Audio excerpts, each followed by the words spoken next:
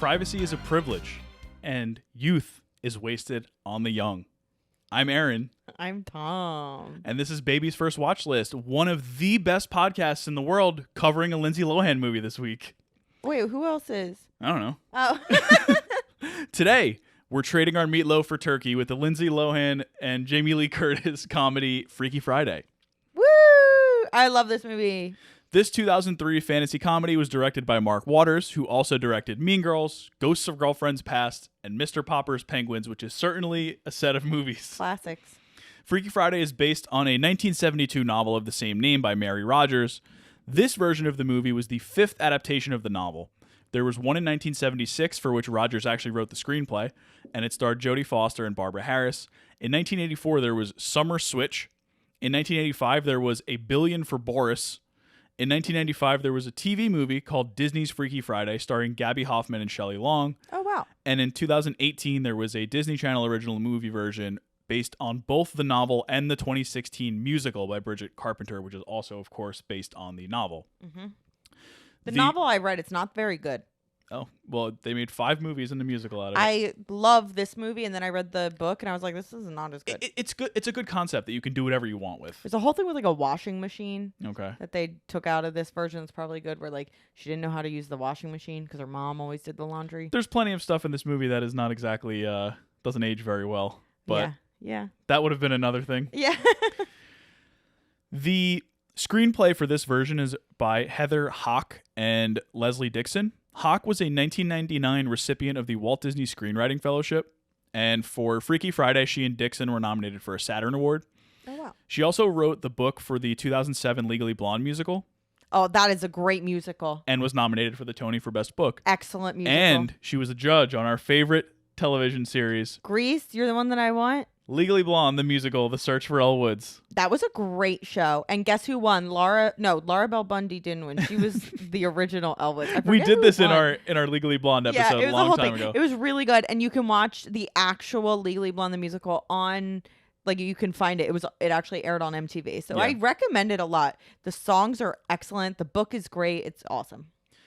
Dixon is also known for writing, among other things, Mrs. Doubtfire, Just Like Heaven, and Limitless. Mm-hmm. And she executive produced Gone Girl. Oh, great movie. So she's done a lot of different stuff. The cinematographer is our guy, Oliver Wood, not of Harry Potter fame, who has worked on 53 episodes of Miami Vice, Die Hard 2, Face Off, Talladega Nights, the Bourne franchise, The Other Guys, all the way through Morbius. Love it. I'm not sure if we talked about this when we covered Step Brothers, but he died in February of this year. Yes. But he's got a crazy amount of hits. The music is by Rolf Kent, who is also a repeat Baby's First Watch List composer. In addition to his Golden Globe nomination for his Sideways score, he's also done Legally Blonde and Mean Girls, which we covered. Sideways is a great movie. Yeah. He also did Wedding Crashers, Election, About Schmidt, Up in the Air, and others, including the theme song to Dexter, the TV show. Oh, I like that theme song, yeah. The Freaky Friday soundtrack was led by Lindsay Lohan's song Ultimate, among other classic, like just a variety of songs, and it went gold. Oh, wow. Freaky Friday stars Oscar winner, you can now say that, Jamie Lee Curtis, Lindsay Lohan, Mark Harmon, and Chad Michael Murray.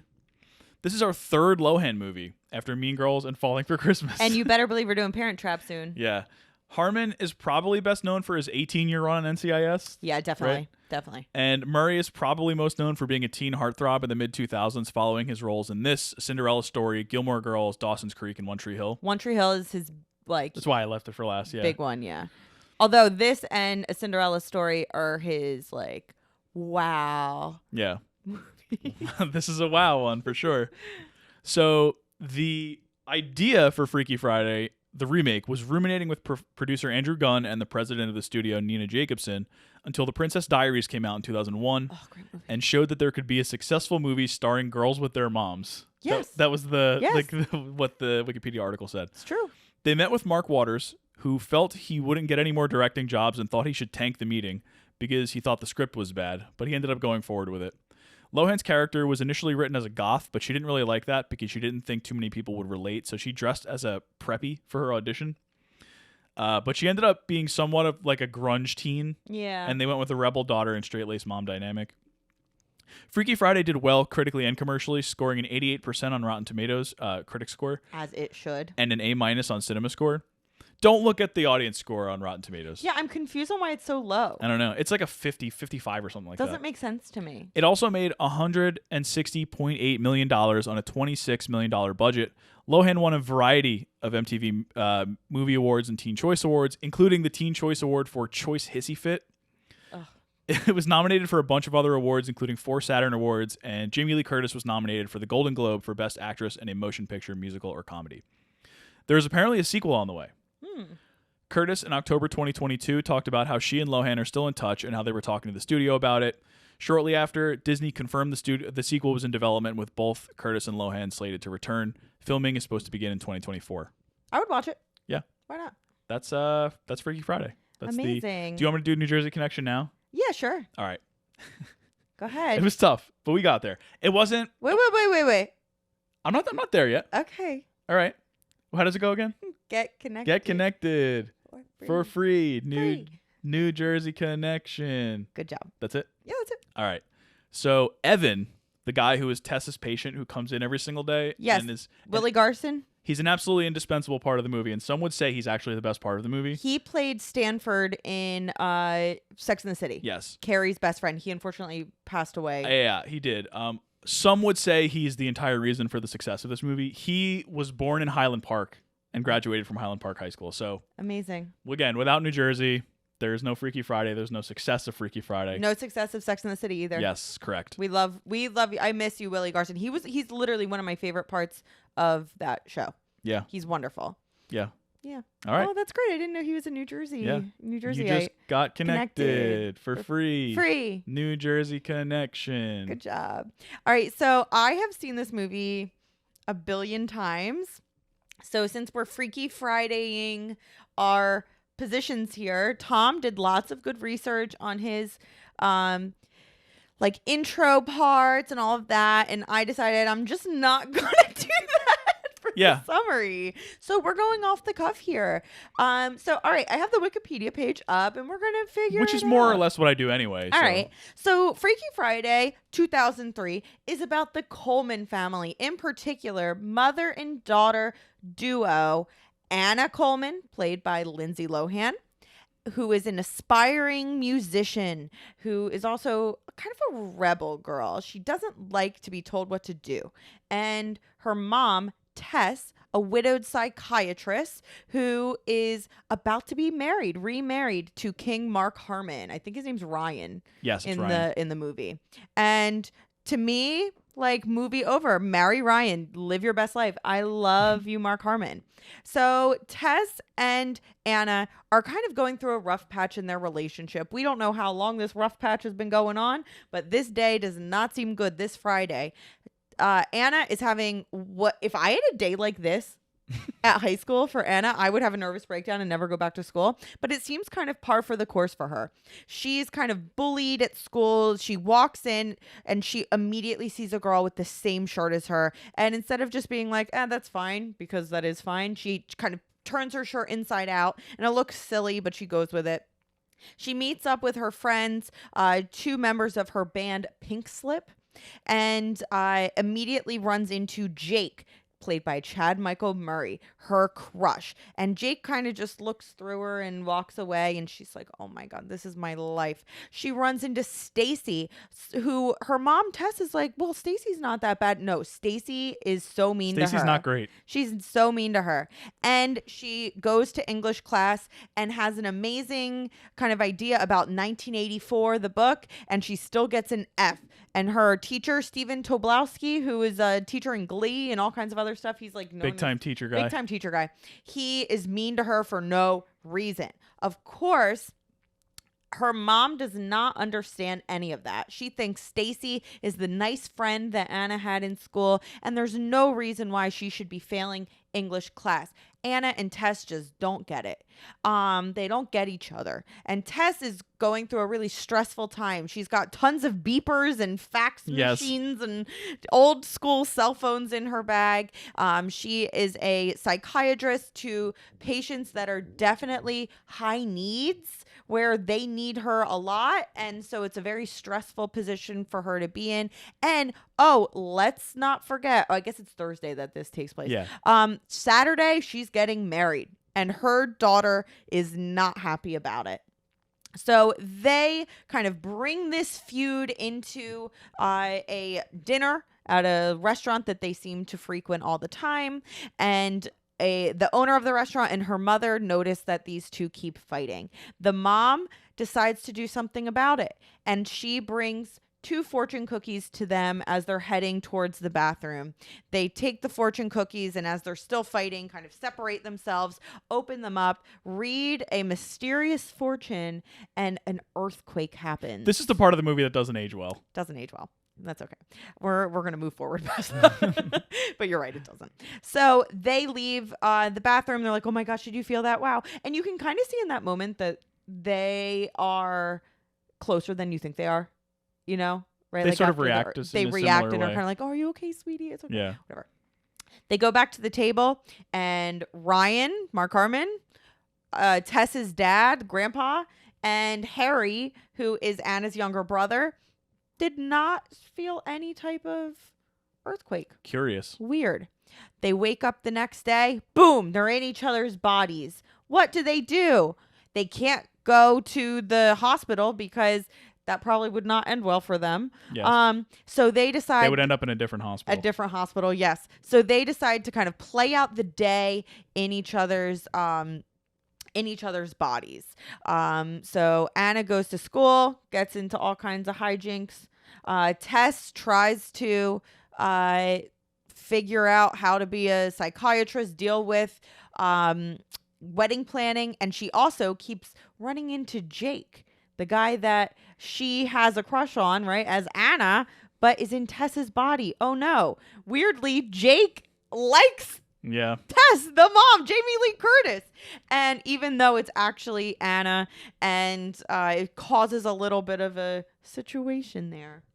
Then later, Anna is trying to figure out how to get out of performing at the House of Blues that night because her band, Pink Slip, her daughter's band really, has a chance to audition for Wango Tango, which is a it's actually, I think it's real.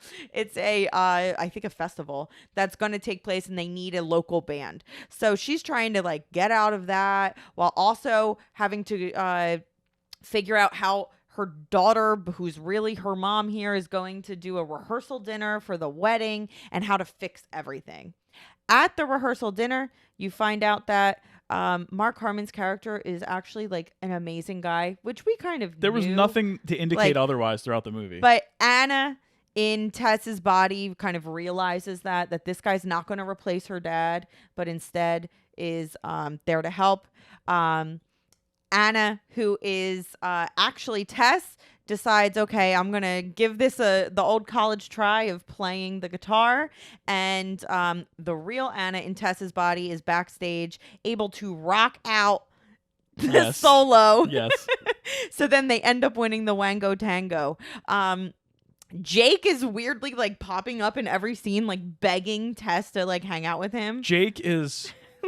It's a rough look for Jake in this movie. They end up making up at the rehearsal dinner and kind of seeing each other's sides for the first time and truly understanding each other. And at that moment, an earthquake hits that everybody feels this time, and boom, they are moved back into each other's bodies just in time. The next day is the wedding, and Lindsay Lohan's character Anna performs a rockin' song, Ultimate, which I was like, wow. And she ends up dating Jake as they all slow dance and the credits roll. Freaky Friday. That's a great plot summary. Off the top of your head, it really is good. Not bad, right? Yeah. So I love this movie. I've seen it like a billion times. So Tom, why don't you? Whoa. Or what? It's your turn. I know. First. So I'm saying, why don't you start with some questions here? All right. Would it be scarier for us or our baby if we switched bodies? Us? I feel like the baby would be fine with it. He'd be like, all right, whatever. If he like knew how to talk? Yeah, he'd be like, why are you acting weird? He was like fully formed? I'd be like, I don't know. I just feel No, weird. we would be like, eh. Oh, if I switched with the baby? Yeah. Oh, I thought you meant like, would we be more freaked out or would he be freaked out if we switched bodies? Oh, no. I mean, that would be. Yeah, it would be weirder if it was the baby. Yeah, that's what I mean. Who would freak out more, him or us? Oh, I don't know. I don't know. That's a tough question, right? Probably him. Probably him. I would say like if it were me, I would say me because I know what it's like to be an adult. Right. He doesn't know what it's like. Yeah. He's probably like, oh, I can move my arms now. Sweet. Yeah, exactly. Oh, I can, You can reach the top of the refrigerator. Yeah. Oh, man, do my knees hurt? Like, but for me, it would be like if I wasn't able to do anything that I can do now, and I was fully aware of that. That's a horror movie. Wow, that's the next Freaky Friday. Yeah, super Freaky Friday. Super freaky. Okay, so I'm gonna compare the Lindsay Lohan, Mark Waters movies. We didn't get that much of Stacy in this movie. She's not a huge character, but you can see Regina George there. Yep. A little bit. Yep. Do you think that? I wrote this early in the movie. I wanted to say like put Stacy against Regina George. It's no contest. Yeah. But do you think that Stacy, if given more time, could have been a character that was similarly like integral to the movie as Regina George is to Mean Girls? I think that if it was, it would just be a different movie. It would be. So I wouldn't like, want that because Mean Girls, the whole point is that like everyone can be a mean girl, right? Sort of thing. And Regina George just has her own stuff that makes her kind of top of the food chain there. Yeah. And it's the whole thing of like if she falls, well, someone else is gonna kind of lead. And Freaky Friday is just a completely different movie. What I do see is definitely a comparison between those two. Yeah. Where like Stacy is so beautiful and seems so bubbly, and you could see in the background of one of the first scenes there's like Stacy for president like up on the walls, and it shows that like most people don't see how she can actually be. Yeah. And she never, what's interesting is like you don't see why.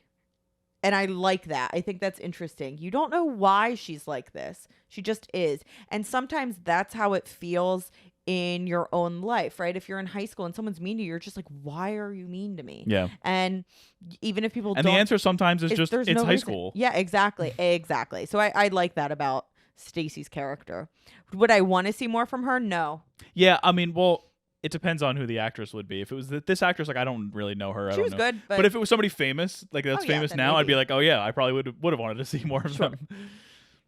Okay, what did you think about the chaotic soundtrack? Oh, I loved it. The soundtrack in this movie is insane. I looked it up on Wikipedia, and it was like one review of it. They liked like a couple of the songs, and they said the rest was absolutely awful. A lot of them were awful. There was like a cover of Freaky Friday soundtrack. A lot of these songs in this movie were like covers of older songs, but like in a weird way. Like there was the cover of Baby One More Time that played. Was that in the coffee shop? Yeah. And it's like, why wouldn't you just get the regular version? I guess because it costs too much money. But like, no. The reason why is because Jake likes the alternative bands just like Anna does. Yeah, but so he says, yeah, this cover's awesome. And you wouldn't expect him to like a Britney Spears cover. So it shows nuance to his character. Is it a good example of nuance to his character? No, but that's the reason. I guess. Yeah. I can accept that. Mm-hmm. Oh, I've thought this through. And the Joey Ramone cover of What a Wonderful World. Yeah. That also is just a fun cover. No, I know. Okay. So I love the soundtrack, and I love the two songs in it that come from Freaky Friday. This is exactly... I like the Pink Slip song. Well, Ultimate's good. Okay, this is one of my first question was, do you prefer Take Me Away or Ultimate? Take Me Away. I wanna go now, I wanna know now. Hey, take me away. Well, what's funny is like the thing about both of those songs is despite the fact that they're like a pop punk band, there's absolutely zero energy to either of those songs. But they're both good. But Tom, like Ultimate, I remember, like I sang the whole chorus to you before we even watched the movie. I'm just saying that it's like they're not good, They but they're are good. They're great. They're fun. They're amazing. They're fun. I am shocked that like you know how like there's years where like there's multiple songs from a movie that are nominated for the Oscar. Yeah. To me, like in 2003, I could have swore to you that it was going to be Ultimate versus Take Me Away for the Oscar. Just duking it out. She would have had to perform twice. I wonder what was up. Can you look it up? 2004 Oscars. 2004 Oscars. Best song nominations. Best original song. Like, I'm trying to think. It's probably all Chicago songs, right? It's got to be. No, that was the previous year. Oh, okay. It was You Will Be My Ain True Love from Cold Mountain by Sting. Okay. Scarlet Tide from Cold Mountain by T-Bone Burnett and Elvis Costello. Okay. A Kiss at the End of the Rainbow from A Mighty Wind. Music and lyrics by Michael McCain and Annette O'Toole. Okay. Belleville Rendezvous from The Triplets of Belleville. Who? And the winner, Into the West from The Lord of the Rings, The Return of the King. You can't tell me. You can't tell me. We got a Cold Mountain off. Yeah. How come we got a Cold Mountain off, but you Which can't is not get... a musical, right? No.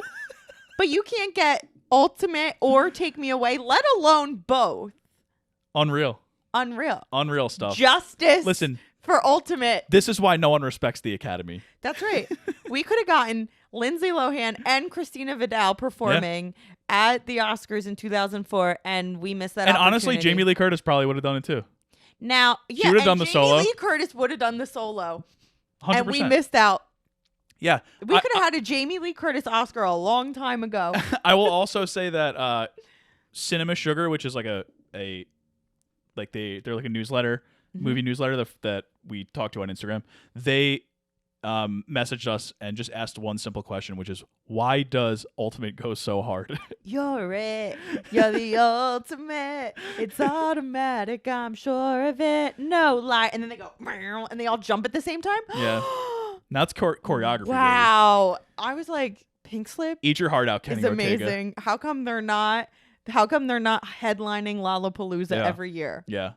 Well, it's the 23rd year that Pink Slip is headlining. They only have 2 songs. They're easy. It's a They're an easy headliner. Set. Yeah. Okay. My final question. We talk about this with a lot of these romantic comedy type, teen comedy types. What do you think of Jake as the love interest in this movie? Trash. He's horrible. Back in the day, I was like, oh my God, he's so cute. Now Mark Harmon is the king. Yes. The god. This is the problem with now rewatching these movies in my 30s is like, I'm like, oh my God, Ryan is so cute. And I'm like, wait, I'm old. Yeah. Yeah. This guy is like 70% gray hair. Like, are you kidding? It's mostly salt, less pepper. I was like, wow, he's so dreamy. And back in the day, I was like, oh my gosh, Chad Michael Murray, I love him. Like, I don't want to rewatch the OC because I'm going to start thinking Sandy is the cute one, not Adam Brody. I never watched any of the things that Chad Michael Murray was in. I just knew who he was. I watched them all, baby. And so this is actually, I think, the first thing I've ever seen him in. And that's all you get, man. This is him with charisma. I said during the movie he's a charisma vacuum in this movie. And this is the most Riz he's got. Yeah. Period. Yeah. So enjoy it while Yeah. you can. Because when we do Cinderella Story, which, yes, is coming up relatively soon, I'm sure, you better believe it, especially after my deep dive, it's nothing. There's nothing there. Well, I don't want to disparage his work. The character is also horribly written. Horribly written. First of all, why does he go to the Wango Tango? Why he just pops up in the most random spots. Now I understand that like part of it is like when he shows up at the house. Yeah. After Tess says like, I can't, I'm getting married tomorrow. He's like, you're getting married. It's like, first of all, you don't know this woman. Yeah. Second of all, why would you show up at her house?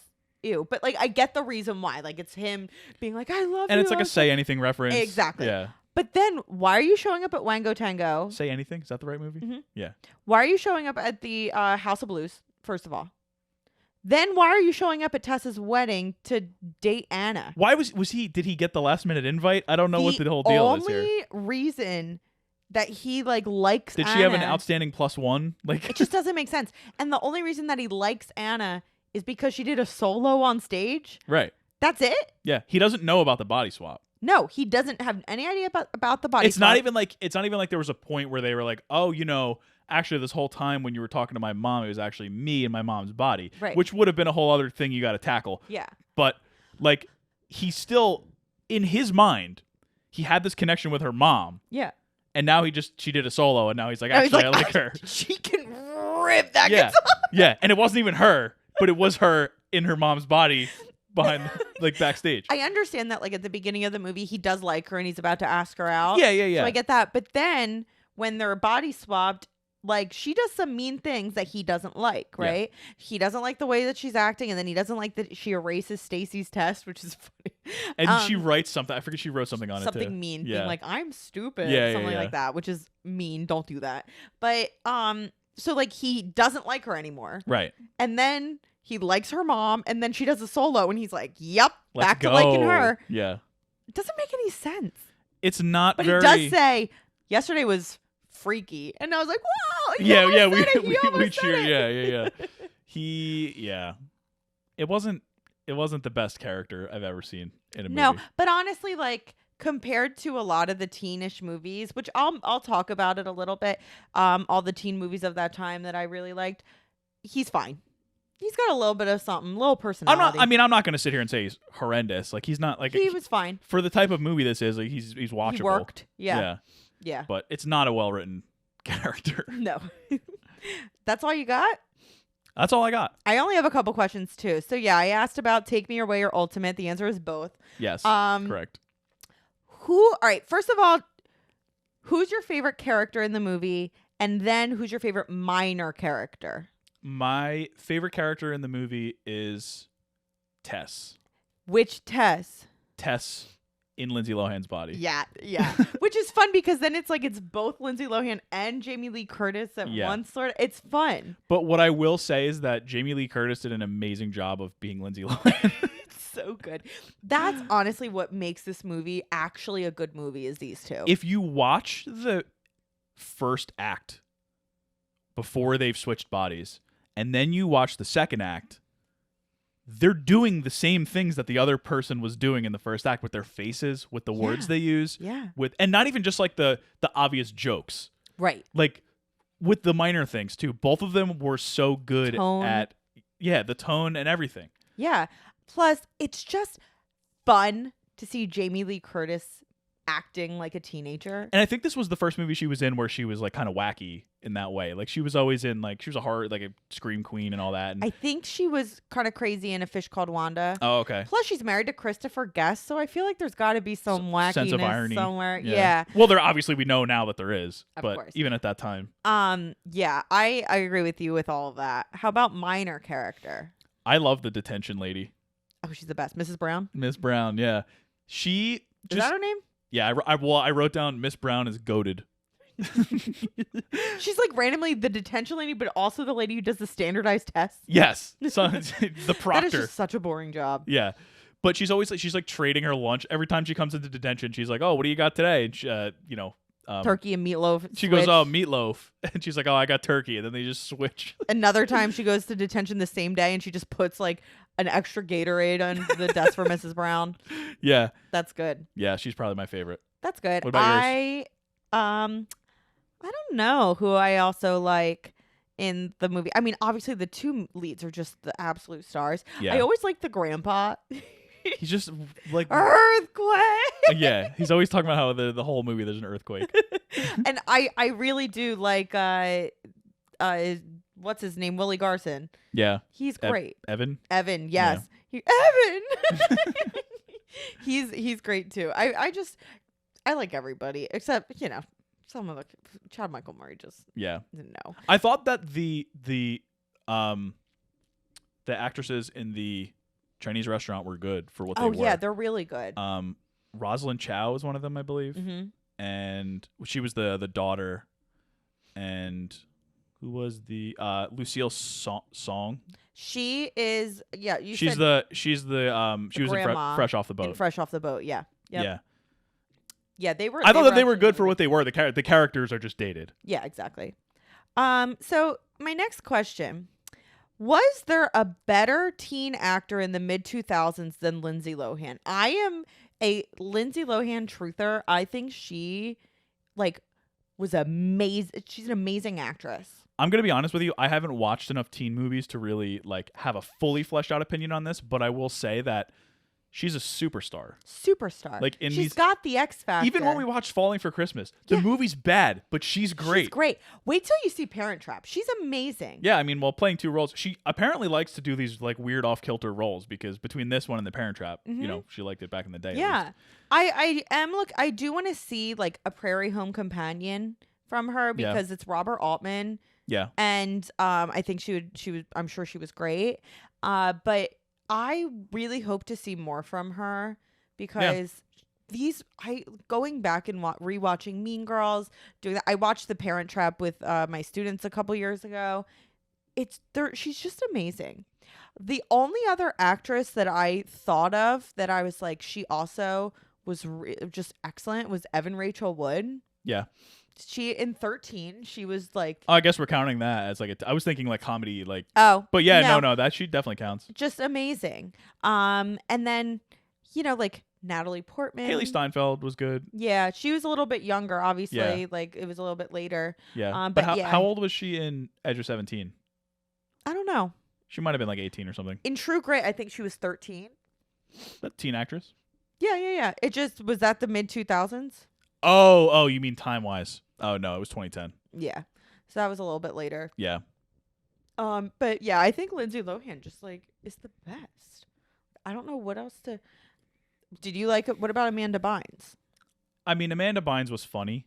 The Amanda Show was great, but I never thought of her as like a. I never thought she was going to be like a big actress. Well, that leads me to like my last question here. Are there any other early to mid 2000s tween or teen movies that you're interested in seeing? I can give you some. Give me some examples. So if we're going the Amanda Bynes route, let's talk. Let's take a stroll down the down Bynes Boulevard. 2000s. We're going down Bynes Boulevard right now. So Amanda Bynes, one of them that is pretty popular is What a Girl Wants. And so that one, she plays Colin Firth's American daughter. And so he is the king of England. And so she has to like stay with him, and it's like that's the storyline. Okay, sounds terrible. It's really cute. Sydney White is like it's a retelling of Snow White, but like in college. Okay. And she like stays at a house with like these like 7 nerds. This doesn't sound good. Okay. The best one is She's the Man. Okay. That's the one with Which we Channing talked about Tatum. a couple weeks ago. Where Briefly. It's a retelling of 12th Night. So she was big into the classics. Yes. And she plays a college student, or I think it's a high school student who has to kind of join she can't be on the girls soccer team, so she tries to pretend to be a guy and join the guys soccer team. So many of these concepts are just I know. And but it's Shakespeare. right. And so Channing Tatum she like has a crush on. Okay. We got to do She's the Man. Are you not interested in it? I'm not interested, but I'm not sold. So good. I'm not joking. Okay, then you've got Hilary Duff. There are 2 Hilary Duff movies I need to do for the podcast. Number 1 is Lizzie McGuire movie. Well, of course, I think that's a definite. She goes to Rome on a school trip, and Alex Borstein is her principal. Okay. And so she gets mistaken as a pop star, like an Italian pop star. And so an Italian pop star named Paolo, like, kind of seizes that opportunity, and it's like, oh, you can pretend to, like that kind of thing. So that's Lizzie McGuire movie. I'm good with that. Have you ever seen an episode of Lizzie McGuire? I have like a while. Like I remember it kind of, but I didn't really watch Disney Channel. Yeah. I love Lizzie McGuire. I didn't have Disney Channel, but I would watch one episode a week on ABC. I didn't have it when I would have watched it. And then Yeah. I did have it when I was like too old And then for you're it. like, why am I going to watch Lizzie McGuire? Yeah, I'm just going to watch Courage the Cowardly Dog instead. Ew, that is not Disney Channel. No, I know. That's what I'm saying. I'm not going to watch Disney Channel when I can watch Courage or Dexter or Dexter's Lab. Real Monsters. The other Hilary Duff one, of course, is a Cinderella story. Do you know what that's about? No. So it's like Cinderella. And so Lindsay Lohan's dad, not Lindsay Lohan, sorry. Hilary Duff's dad dies. And so she has to stay with her stepmom, who's played by Jennifer Coolidge. Okay. And she's so mean to her. And so she is also IMing with Chad Michael Murray, but they don't know who each other are. And I don't know why, but they don't. And they kind of are confiding each other about like what they want to do. Like she's like Princeton gal 23, and she like wants to go to Princeton, and he like secretly wants to do that, but like his dad wants him to stay home. I forget what it is. And then she's like, I'm going to dress as a princess for the masquerade dance, or like the Halloween dance. And then she does, but then he doesn't recognize her, even though it's very obvious what she is. Right. And then he like finds her slipper and has to find out like who she is. Okay. Does that sound good? And Regina King's in it. The actors sound good. Yeah. But the movie doesn't sound good. Okay. So that's that. How about the Mary-Kate and Ashley situation? I'm not really an Olsen twins guy. The only one that is kind of teeny is New York Minute, which I don't even really know what it's about. But I used to watch like Billboard Dad and stuff like that. I'm not sold. Okay. What else do we got here? Ooh, this is so far you don't seem very interested. I'm not. I mean, I don't like there's a reason why I haven't seen a lot of these because this has never been the stuff that I've been into. Will you on air? I'm not saying I would not, but on air, you need to though tell me that you are okay with doing She's the Man, probably, Cinderella Story, maybe, and Lizzie McGuire Movie. Yeah. Okay. All right. Yeah. I'm willing to accept all those. And Parent Trap. Well, yeah, we already almost did that when we did the Mean Girls poll. Out of all of those, the only one I think you're going to really like is The Parent Trap. Okay. The others, I'll probably like Lizzie McGuire Movie. It's probably fine. it's really cute. Yeah. And the song slap. Okay. So there you go. That's your last question? That's it. I can do trivia, right? Is that what I do next? Yeah, you can do whatever you want next. Do you have anything else? Did you do the left? Roger Ebert review? I did. Okay. I have just some notes, but nothing like crazy. I just said, is there anything cooler and more 2000s than the parental advisory sticker outside the door of That is Lindsay pretty Lohan's room? cool. What else? Oh, when Tess is on the talk show, the daytime talk show Yes. for her book, I said I would be absolutely furious because Ryan comes in and he's like, "Oh my god, like come here, like surprise, I got you a spot on this daytime talk show." I would be absolutely furious if you got me on a talk show for my book and didn't tell me. It's a very rare misstep for Mark Harmon. Yeah, and it was meant well. Yeah. Yeah. He meant it to be like sweet. If you didn't tell me or prep me about that, I'd be furious. If you did that for me, I'd be like, okay. I also wrote, maybe the only other thing I have is one of the funniest bits in the movie is Jake and Anna walking right into the teacher's lounge. The lounge, the teachers are all just so burnt out they don't even notice. They're all just so tired. So sad. They're just like reading, like watching TV, and like the kids are just running through the teacher's lounge. Which we do not have a TV in the teacher's lounge in real life. I'm sure there used to be one like back in like the 90s. Yeah. But I saw someone was like playing, like putting a puzzle together. Yeah. There was no time for that. But I was like, oh, that's sad. Yeah. That's all I've got. Nice. I can't believe this movie is 20 years old though. It's kind of crazy. All right. So here's some trivia. So when Lindsay Lohan was cast, they told Jamie Lee Curtis that it was the girl from The Parent Trap that they cast, and she goes, "Oh, really? What twin did she play?" One? Yeah. Which is fun because if you don't know, Lindsay Lohan played both twins, and she's so dang good that like you wouldn't know. Yeah. I can't wait for you to watch that movie. You're gonna love it. Michelle Trachtenberg was originally cast as Anna. She's always one of the people. What do you know Michelle Trachtenberg from? Nothing. Oh, really? Don't know. I was a big like Nickelodeon kid growing up, so she was on Adventures of Pete and Pete. I didn't watch the live action stuff. Oh, okay. And then she was Harriet the Spy. Didn't watch. She was in Snow Day. Didn't watch. She was in Ice Princess. Euro Trip is what I know her from. Okay, no. She was in Ice Princess, and then she was Yes. Ew. And then she was Georgina in Gossip Girl. I have seen none of those movies It's or not all shows. movies. I said or shows. I also have not seen 17 again. I also that's a great. I have not seen Cop Out. No, I think I did see Cop Out. I don't remember. With Bruce Willis and Tracy Morgan. Yeah, it was. If I've seen it, I didn't like it. That's it. That's all I got. Oh wow.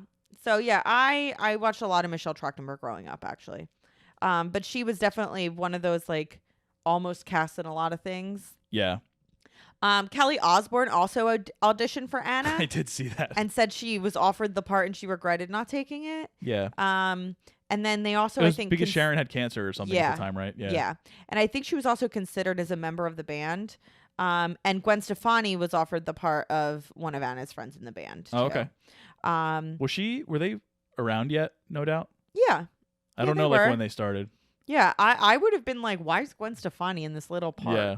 But a character, Mrs. Bates, was put in the movie as an homage to Jamie Lee Curtis's mother, Janet Leigh, who was known for starring in Psycho, Norman Bates and Mrs. Bates from that. And honestly, that's it for trivia for Freaky Friday. Yeah, I had a tiny bit of trouble finding some stuff on this movie too. Yeah. Roger Ebert review. Do you know how much he gave it? 2.5. 3 out of 4 stars. And there's just a little tiny paragraph at the end that I liked that I wanted to read. He said, Lindsay Lohan, who starred in The Recycled Parent Trap, has that Jodie Foster sort of seriousness and intent focus beneath her teenage persona. And Jamie Lee Curtis has always had an undercurrent of playfulness. They're right for these roles, not only because of talent, but also because of their essential natures. We're always sure who is occupying each body, even if it sometimes seems to forget. Even if sometimes they seem to forget. And I'm like, it's true though. They never really break. They never really break character. Yeah, I love it. So good job, Roger Ebert. I agree. The king. 3 out of 4 sounds about right to me. Yeah, that's not bad. I can accept that. Finally, for my deep dive, I thought about this. Erin hyped this up for me, so we're gonna see how it goes. I don't know if you know anything about this. You definitely don't, because you've never seen any of these like teeny movies. I know nothing about this world. Okay. So back in the early to mid 2000s, my life was thrown on its axis because for years on end, there was a love triangle between Lindsay Lohan, Hilary Duff, and Erin Carter that descended into a huge feud between the two starlets. Wow. All right. So I got a lot of this from Pop Sugar. They had a definitive timeline. Oh, good. Of this feud. R.I.P. Erin Carter, by the way. R.I.P. Aaron Carter. It's a very sad situation. Yeah. But back in the early 2000s, he was a big star. Was he? So he became famous, like not because of Nick Carter, but because Nick Carter was a Backstreet Boy and kind of like that whole deal. Exactly. And so Aaron Carter had a couple of like small level hits that in the tween world were big. I so Want like Candy. Aaron's I Want Candy, Aaron's Party. Was that the Shaq one? No, that's How I Beat Shaq. How I Beat Shaq. Yeah. So, he had a couple of little hits there. I was in that world a little bit. I had No Strings Attached, the NSYNC album. I had Millennium. Yeah. Like I was in that. I dipped my toe in that world. So I was aware of Aaron Carter. Yeah. And so Aaron Carter, like he had a couple of those like little minor hits. And then he would also be on some of those teen magazines, J14, 17. Like, he would make appearances on those sort of things. And so he actually guest starred on the Lizzie McGuire Show, which is Hilary Duff's show on Disney Channel. And the two started dating in the year 2000. So after 2 years of dating, they broke up. And Aaron started dating Lindsay right away. In 2005, he had this quote. He said, I was dating Hilary for like a year and a half. And then I just got a little bored. So I went and I started to get to know Lindsay. Jeez. It's like, why would you say that? So in 2003, though, without really us knowing that Erin and Lindsay had broken up, Erin and Hilary got back together, with him even attending the Lizzie McGuire movie premiere. And then they broke up a few months later. So that is just like a small little aside, because that is when the feud began between Hilary Duff and Lindsay Lohan. So the drama started when Hilary attended the premiere of Freaky Friday. Wow. And then Lindsay went to the Cheaper by the Dozen premiere. Wow. Mm-hmm. See, this is the stuff I love. I love the low stakes teenage feud that like may or may not be real. Yeah. It's great. Then this is crazy. Hilary was shooting a Cinderella story. But of course this is post Freaky Friday. So allegedly, of course, allegedly, Lindsay Lohan called Chad Michael Murray and started talking about Hilary Duff during the filming of A Cinderella Story. And I guess Chad Michael Murray, he's like a messy guy that loves the drama, because he was like, oh, guess what's happening? So that got released to the public. Oh, man. So then in 2004 on TRL, Lindsay did something that I think is iconic. She's very much this kind of girl. They were like, Lindsay, do you have anything to get off your chest? And she said, I love you, Hilary Duff. Which is just so funny. But then when she hosted SNL later that year, during the monologue, Rachel Dratch came out as like a dressed up Hilary Duff, and they were like making fun of her. Making fun of Lindsay Lohan or no, Hilary Duff? Of Hilary Duff when Lindsay Lohan was hosting. But that was right after Lindsay Lohan said, I love you, Hillary Duff. Oh man, mixed signals here. Okay, so then Hillary was asked on her filming of her Our Lips Are Sealed video. Access Hollywood asked her about it. And she had this iconic quote. I'm not here to talk about her like she talks about me all the time. Whew. Wow. I was She shook. said that whole ordeal is so yesterday. 2004 me could not believe this. Okay. Somebody's got to come clean.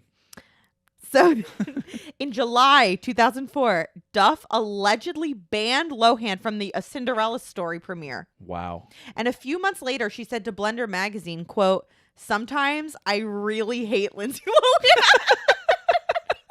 I can't. I live for this stuff. That's good stuff. So there's there's actually a couple more things. So do you know who she was dating at that time, Hillary Duff? No, I don't. At that time, she was dating Joel Madden. Do you know who Joel Madden is? He is from one of the bands, right? Good Charlotte. Good Charlotte, yeah. Yes. So apparently, Lindsay Lohan's 8-year-old brother asked Joel Madden for an autograph, and he said, not until your sister publicly apologizes to Hillary. Oh, my God. So then, Lindsay Lohan claims that in 2005, she tried to call Hillary Duff and to say, let's end this, whatever. But her sister, Haley Duff, answered the phone and hung up before Lindsay was able to say anything. Now, this is according to Lindsay. Right. But I don't know. Do you know what? Haley didn't weigh in? Haley, I don't know. She was too busy filming Napoleon Dynamite. Well, whatever. As Vote for Pedro and all that. Exactly. Finally, I know what you're all waiting for. This has to stop. And in 2007, Where will this end? in 2007, a truce was met before things got too far. They went to Camp David. They did the whole They thing. figured it all out. This is what Hillary said. Quote, we are both adults, and whatever happened when we were young. It's over. That's what she told People Beautiful. magazine. The hatchet buried. And guess what? Hillary had an album party for an album called Dignity. An album called Dignity. Her album? Her album was called Dignity. And her and Lindsay Lohan showed that because Lohan appeared and Hillary said, quote, we were hanging out the other night and she's a nice girl. It's beautiful stuff. So ever since then, it seems that feud has been put to rest. I'm, for one, am happy to see it because that consumed my life for multiple years. You're good to have a happy ending. It's really nice to see one of the major feuds in Hollywood. Yeah. You see the ones that end really poorly. Mm-hmm. You see the ones that escalate and go too far. Yes. And it's nice to see one that ends with a positive note. Now they're both moms. They're both successful. And we're happy to see it. And they're both queens. Yeah. And we're happy that's to see royalty it. right there. That's Lindsay and Hillary. That's royalty. That's Yeah. Hollywood royalty. And I'm happy. I'm like not even joking. Like, no, I believe you. Number one, I was invested in the feud, and number two, I loved it, and number three, I'm glad that it's over and that they've been, cordial. Buried the hatchet. What did you think about that? That's perfect stuff. I think that's great. A deep dive. No, I think that's great because that's not something I would have pulled up. Exactly. So I'm glad that you put your spin on it. I think it's a great one. I love it. So I guess when it comes to Freaky Friday, there's only one question to ask here. Does Freaky Friday make Baby's first watch list? Yeah. Yeah, it does. Tom, what takeaways do you have? This is me preparing for your part of the takeaways. Oh my God, that's so rude. That's so rude. I always have good takeaways now. You do. My takeaway from this movie is like we shouldn't need to switch bodies in order to understand each other. If it happens, that's going to be weird. But assuming that it does not happen, as it presumably has never happened in real life, communication is why these two were not on the same page. Yeah. We're not gelling. Anna didn't want Ryan to be her stepdad, not really because it was really because of her own issues. It wasn't because of she thought that Ryan was wrong for Tess or whatever. And Tess didn't even realize that Anna didn't really like Ryan. Mm-hmm. And had they sat down and had a couple conversations, maybe even before they started dating, and just been like, hey, what happened to your dad was a tragedy. Like, obviously I feel horrible about it, but if it's okay with you, I want to kind of like see what's out there and whatever. And then maybe if you start on a good foundation, then you'll move forward more smoothly. Then we wouldn't have this movie, but Right. But, you know, that will be my takeaway from this is like the more you communicate, the less likely it is that you have to switch bodies in order to understand the other person. I like that. I think to add on to that, one of my takeaways is to really remember that even though you may have some, issues with your kid, really taking time to see their side of things and to think that maybe there is some truth to what they're saying. Yeah. Anna was going through some issues with a classmate and with a teacher, and Tess automatically told her, like, those aren't problems. They're fine. You're exaggerating or whatever. And being able to say, okay, let's talk it out is probably going to be a better idea than just dismissing their issues. Yes, I agree. Perfect. So, let's talk about what we're doing kind of next All right. week. So we don't have our schedule will be out by now by the time this posts because I'm going to post it on Sunday. So this is going to come out Tuesday.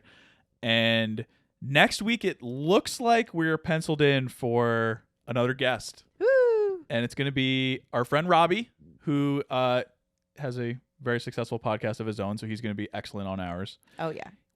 He hates horror movies. So we're going to go with The Shining. Oh, we're doing The Shining? We're doing The Shining.